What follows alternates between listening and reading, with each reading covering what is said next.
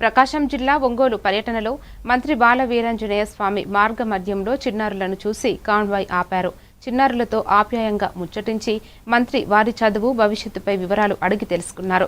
తల్లికి వందనం పథకం ద్వారా డబ్బులు అందాయా అని చిన్నారులను మంత్రితో తమ సంతోషాన్ని పంచుకున్నారు.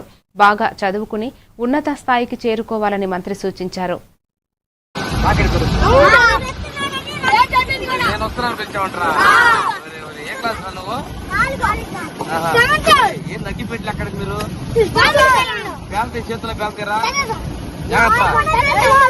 డబ్బులు వచ్చినా తల్లికి వందనం చెల్లెలు తమ్ముళ్ళు ఒక్కడికి 39,000 వచ్చింది. 39,000 వెరీ గుడ్ రా.